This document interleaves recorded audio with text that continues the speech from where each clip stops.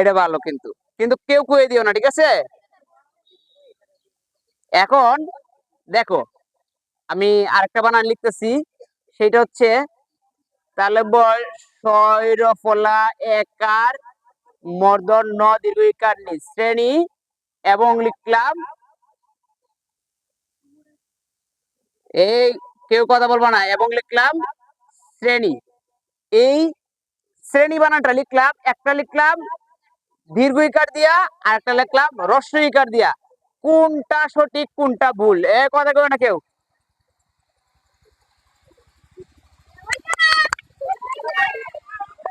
হয়েছে কি হয়েছে না?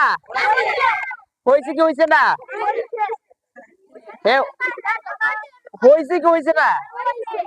দুইটা তো সঠিক হবে না, যে কোনো একটা সঠিক হবে।